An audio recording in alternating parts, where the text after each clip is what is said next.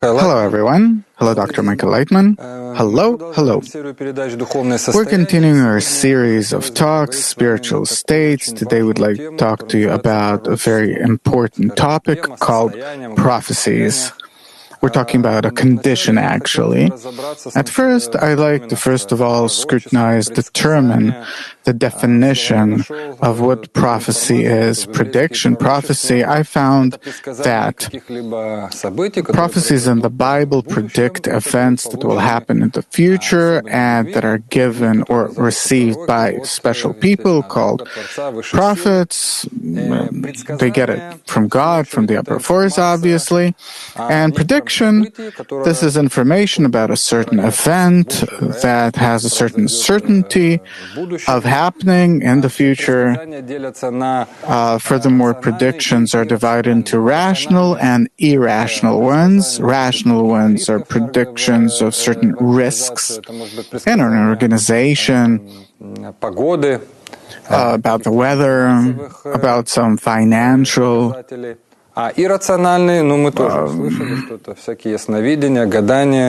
different things. Irrational, as we see, is that it's like, trying to tell the future, etc., etc. The question to you is, what's the difference between prophecy and prediction in the way that we just talked about? Well, prediction is something that we can relate to people having certain knowledge about the development of society, technology, science, culture, and based on that, they give certain predictions about the future. They don't have complete certainty about it, simply knowing all the historical, cultural, political points in the development of humanity, based maybe on the past, based maybe on their scientific experience. They can give a diagnosis regarding the future. This actually, an ordinary job that people have, scientists to which we turn to, and that we try to get some kind of advice from them in regard to the future, consultation. And this is how we can develop. These aren't prophecies. These aren't prophets. These are simply smart people that predict the future with a more or less, with some kind of coefficient of probability. And so, knowing what's going on today, they can somehow maybe predict about what might happen tomorrow.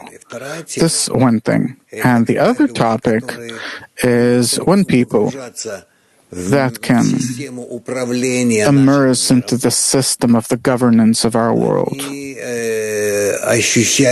that can submerge into it. They feel the forces that govern our world, even maybe to some extent they can combine themselves with these forces, and this depends on the level of the prophecy, the level of the prophet. And further on, they can not necessarily predict that things can be like this or like that based on certain signs or past. These people can simply talk about what needs to happen and will happen. We meet in our sources such stories about these people, and we call them prophets, because actually, thanks to their spiritual development, they can rise above the limitations of our world, above time, above space. And this way, they tell us, for example, what might happen. In our time, there are no prophets. We're on such a level where we're not waiting for them, we don't believe them. But in short, there's something like that. Interesting fact is that for believers, all the biblical prophecies came true. And for skeptics, non-believers, obviously these things never happen. Meaning, it was written in a way that it has more than one interpretation, that you can, more than one meaning, that you can interpret it any way you want. The thing is that prophets are on a spiritual level, and those on the spiritual level understand their prophecies, and therefore accepted and saw what is happening. And those people that are not in attainment of the spiritual level, they didn't feel or hear about prophets or anything that happened according to their prophecies. There are entire disciplines that are engaged in biblical prophecies and their interpretation. So there are several questions about this. First of all, the certainty of an interpretation. Is it possible to give a precise meaning to the text? No. And you have to know this to begin with. And why? The thing is, a prophet never expresses himself precise or gives a precise prophecy, because the interaction between the spiritual world and our world it varies. It depends on many things. It's not that simply you go outside and you see that the world changed. The prophet said, and that's how it is for everyone. The world has many different forms, and anyone can see it, anyone can feel it, to the measure of their equivalence of form with the prophets. So believers, skeptics, each sees what everyone sees what they want. Could a text have some kind of a higher meaning, additional information? Obviously, but again, those that know how to read it and grasp it correctly. Altogether, our world has no shape. It's depicted in our sensations. We talked about this once. And therefore, to talk about here a prophet, he guessed something. Now, he's not a guesser or anything. He simply he told us the future. He doesn't, he simply says how nature is. It's not some fortune telling or stories or whatever. And therefore, you need to do something in order to understand what he's saying. You need to understand the language of prophecy. You need to understand what happens in order to be on his level. You have to be on his level in order to understand what happens. Look, next to us are living in this world, are living different, levels. There's the still, vegetative, and the animate animals. And we're a bit higher than the animal level. We rise a bit above the animal level into the human level, the level of man. For them, will the world change if, according to a certain prophecy of a prophet, it will start changing? For cats, for dogs, for wild animals, for plants, will they change too or not? So the problem is that you need to be on such a level where you need to see the changes in nature and understand that they occur in one direction or another in accordance with your upbringing, spiritual development. And then you will see that prophecies come true? Well, we know that there was an entire period of prophecies of prophets before the destruction of the Second Temple and the building of the temple, meaning for about 1,000 years there was such a period, maybe a bit shorter. And the question is how to relate to prophets. There were a few dozens of them. They're very well known. They're accepted by all religions. We know that the Torah is written in the language of branches, as it says in Kabbalah. There were certain forces that are described in the language of our world. Also, can you relate the words of prophets to the same things? Undoubtedly. In general, in the Torah, meaning in the general texts of the Pentateuch, the Torah, the prophets, and the writings that you can grasp in simple language with a common mind. It is all in relation to those people that want to rise above our world and see the forces and system that is governing them. So actually, from your point of view, it is impossible for a person, for a scientist. Some professor in the university opens these prophecies, reads them, and using some analysis of the text, taking what a prophet says, by it to define whether it's correct or not. It's impossible, I understand. You need to rise to a spiritual level in order to understand it. Of course, the one doing the talking and the one doing the listening. Could prophets be wrong? Because there were false prophets. Well, false prophets are those that simply knew how to work with the public, and the public believed them. But it's impossible to determine who's a real prophet and who's not for a common person. No, a common person can't determine anything. Why was there such a period of prophets in history? These are Kabbalists. Prophets are Kabbalists that have achieved the degree of prophecy and worked on it, meaning have achieved the whole of creation, attained the whole of creation on that level.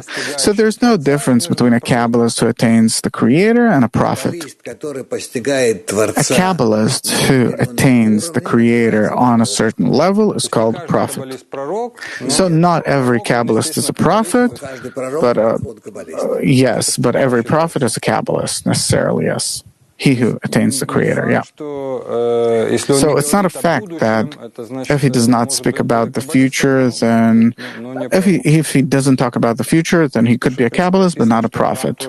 Because actually it says that Abraham too was the first prophet. Actually, a prophet, it's really simple. A prophet is he who talks to the Creator. Talks to the Creator meaning what? The Creator isn't some kind of tangible object. You said that it's nature. Yeah. Meaning a person who permeates into the depth of nature, that he has a two-sided relationship with it, understands its cause and effects, the forces that interact, positive and negative ones. A person who feels this entire harmony on himself of the interaction of nature in both directions is called a prophet. Okay, so this is the most important thing, the ways in which a prophecy is received. Turns out that one can talk to nature as if, feel what we feel, but at least it's described in such a way that you can hear the Creator or you can talk to Him. There's a difference, right? Yeah. What's the difference? It's a difference in attainment, it's a difference in the depth of the attainment of nature. It says that there are such prophets that have received information in their sleep. These are all levels of attainment. But here it doesn't talk about sleep or talk or any kind of ordinary things that we're familiar with. Many times there's the reception of a prophecy through angels. Yeah, an angel is called a force. What's the highest level? The highest level is adhesion with the Creator, where all of the forces that exist in a person are directed toward the Creator, and here there is no division into any kind of relation, into any kinds of... it's all included, in short. How does the process work? A person sits and suddenly gets an enlightenment, or is it an accumulative process? No, for this he needs to come out of himself, of his ego, and start interacting with others, and through others with the Creator, based on his entire evolving altruism, and only in this case. Only in this case does he become a prophet. So if I understand correctly, it's an accumulative process that can take dozens of years until a person comes into contact with that upper force of nature, changes his qualities, his nature. It's not like, a person sits and in his sleep or something gets suddenly some kind of illumination, some kind of enlightenment. No.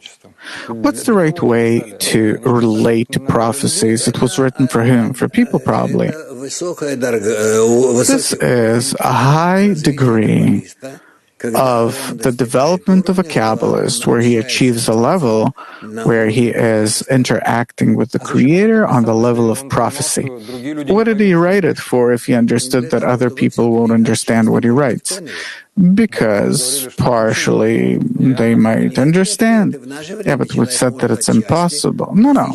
In our times, too, a person can partially achieve such a degree where he will understand what the prophet writes. If he achieves such a degree. Right, otherwise we don't understand Kabbalistic texts, but only on the level on which we can rise above ourselves. So it's possible to say that they wrote for people that are already in some kind of attainment, but not a big one, suppose. For them, it's a kind of roadmap, or... No, it's not that it's some kind of big attainment, because to be on the level of a prophet, this is a very high degree. So it's not for a person who's engaged in, an ordinary person can't just take a prophecy, read it, and take something from that. No, it doesn't work that way. A person needs to work on himself, on his ego, rising above it, using its opposite side of bestowal and love, achieving a certain similarity to the Creator in it, and in his similarity to the Creator, he needs to achieve the degree of a prophet. This is one of the levels of similarity to the Creator. Where prophecies... they were always about the end of days, usually they talked about the level of correction, high level of correction that involves the end of days, meaning the final degrees of the attainment of man. He gradually climbs the degrees of attainment, the degrees of rejecting his ego, rising above it, using it to the contrary for bestowal, love, connection with others, and climbing these degrees, eventually he reaches a degree called prophecy. Well, all the exiles were foreseen, the destruction of Jerusalem. It was all predicted in advance. Right. So probably they tried to warn those people that lived in those times a few dozens or hundreds of years before. There were such prophets that wanted to warn and did warn, but especially what needs to happen happens. Well, actually, I don't even know what to say. Why is it forbidden in Judaism to tell the future, things like that? Who can tell the future? Ordinary people that want to somehow achieve fame, that are drawn to it somehow, in an innate way. They're the ones engaged in it. Serious Kabbalists aren't engaged in that. They're engaged in the inner elation, attainment. They teach other people how to realize the spiritual ascent on themselves. What differences do you see? An ordinary person, can he, what's the difference between a fortune teller and a prophet? Well, a fortune teller, I don't know where she got it from or what does she do with it, if you're talking about something she wrote, for example. So a shaman read something or whatever. But a prophet, if he writes or says something, he talks about it out of his attainment, about the future or the circumstances. This is what he talks about. Well, it's eternal. Internal, you can say that a fortune teller is also in that. There are no external signs, that's what I mean. Right, a person remains a person, biological creature in our world. It's all the same. Maybe they're a bit strange, but not necessarily for the better. So this prohibition's been around for thousands of years, not till the future. Right. Why shouldn't the person know about his future? Because nothing can help him, and it's better for him not to know about it. Nothing can change it. Well, not his future, the future of his country, for example, of humanity. These are things that you do need to know about. The Kabbalists write about the future in this regard. The future of humanity is written in several such scenes, and we need to try and avoid them, these scenes that, unfortunate scenes that we're told about. We need to try to head toward the better. Why is the future depicted in such grim colors? Because the final corrections are very difficult. We're all the time advancing toward the correction of the world. And from the smaller and lighter corrections to the bigger and more serious ones. And therefore, all the future corrections are much more serious, but we, too, will be better prepared for them. And therefore that which previous generations couldn't correct, we will be able to. I wrote Prophecies, and YouTube immediately showed me plenty of different clips, but with, really frightening pictures. You want to shut it off and not pay any attention to it. True, because everything that's said there and compilated. Why does nature hide information about the future from us? Because man needs to do it and not to depict himself according to some sources and weight. You need to make your own future. You need to be convinced that your present too, the one that you exist in, you make yourself as well. Nothing about what we exist in is real. Real not in terms of that it's not, the time isn't real, but in terms of there's no truth in it, that it's all in relation to you. So why are certain people given the ability to foresee the future? Is it a bug in nature? No. This ability exists in Kabbalists according to the root of their soul. But actually, I don't think I talked about it both with my teacher. It's not something that you can envy. There's nothing good about it. It's simply given. It's another commitment for a person that he needs to correctly guide himself and the rest of the people. No, I'm talking about ordinary people like Wolf Messing, like Nostradamus. No, that's something completely different. That's not from the point of view of Kabbalah. It's from the point of view of a psychological sensation of the world. Yeah, but people are given such an ability. Why?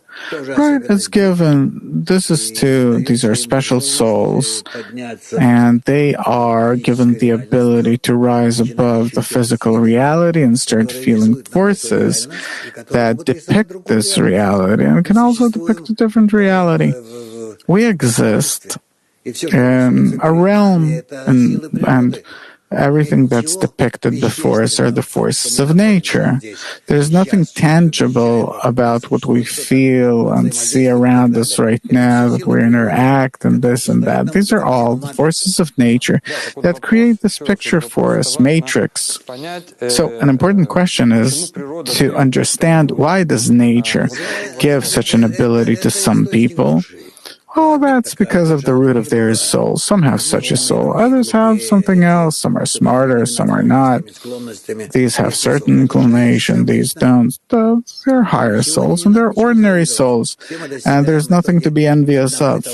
We all eventually achieve the same, absolutely the same degree of attainment of the whole of creation. But everyone has their path to it.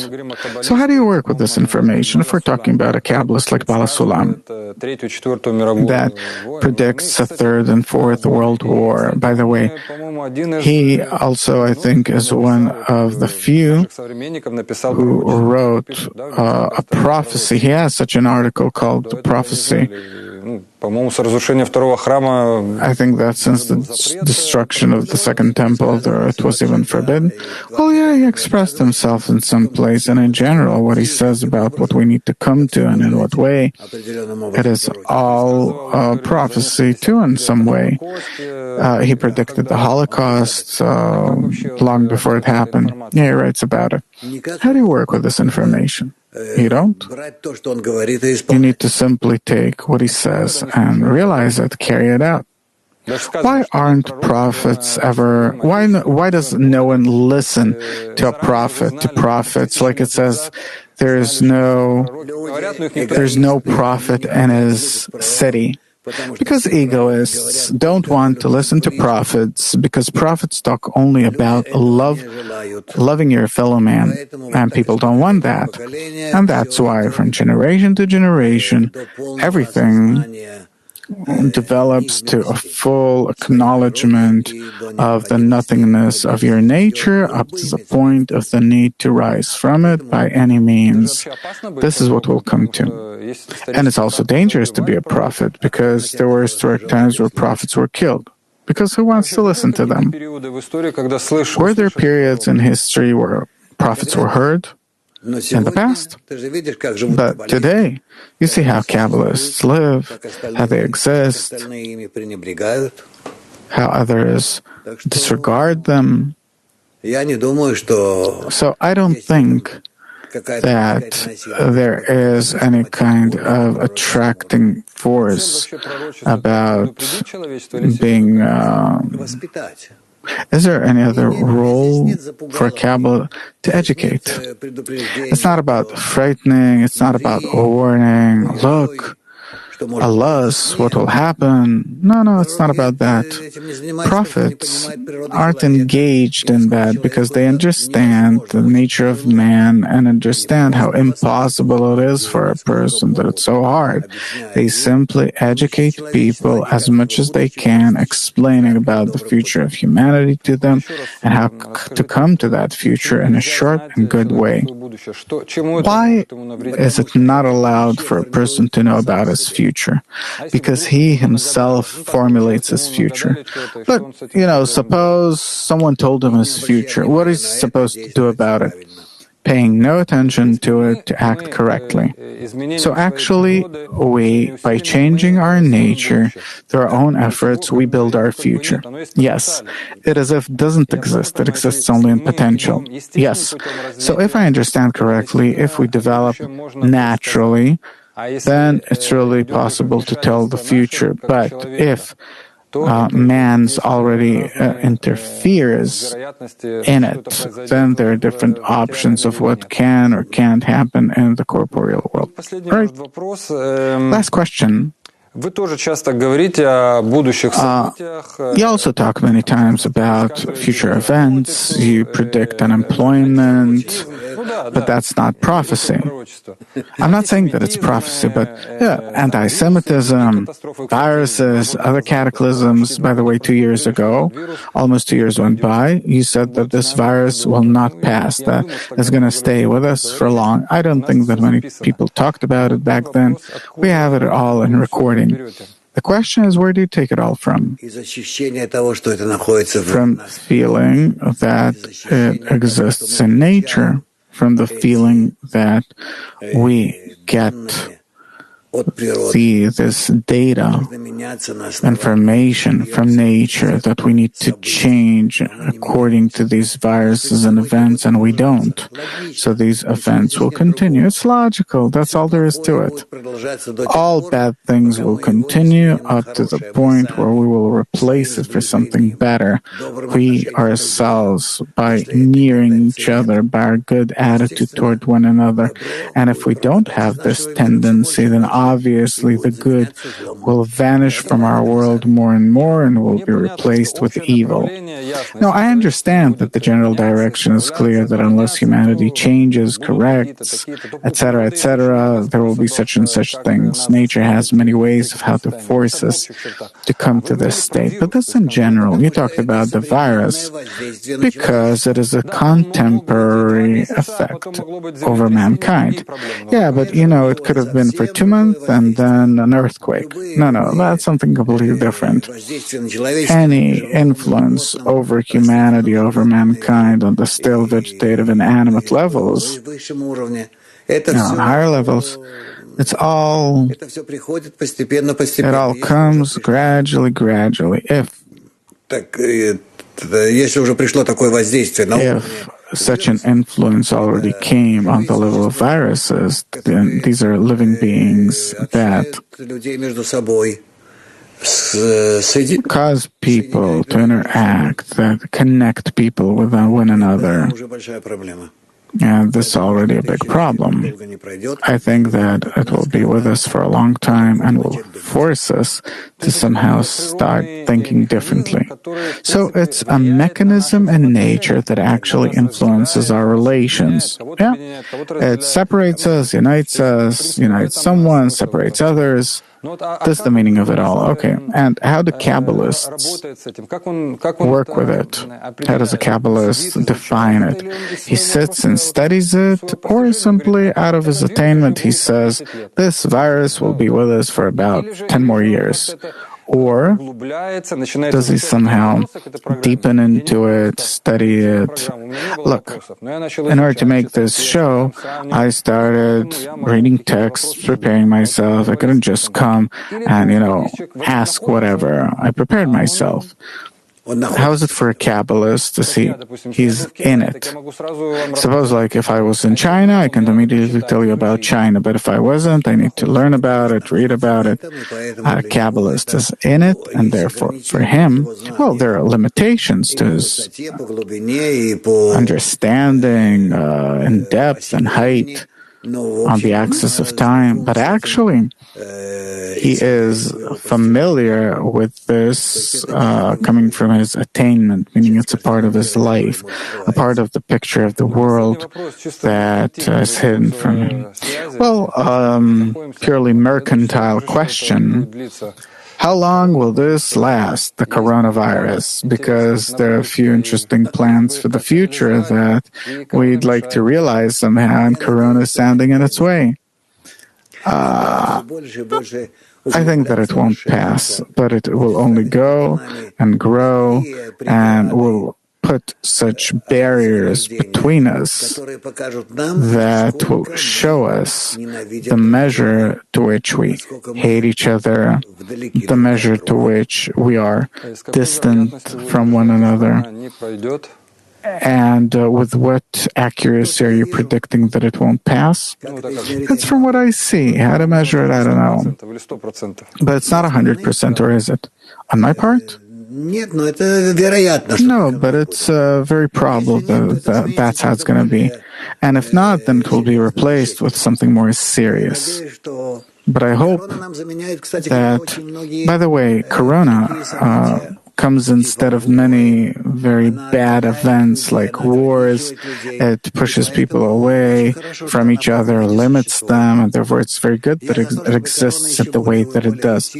I'm in favor of Corona growing even bigger and greater because it shows people how distant they should be from one another so that their inner sensations will correspond to their external ones. Until you will think about a person in a good way, you won't be able to near him. Thank you very much. This was a show, Spiritual States, Prophecies.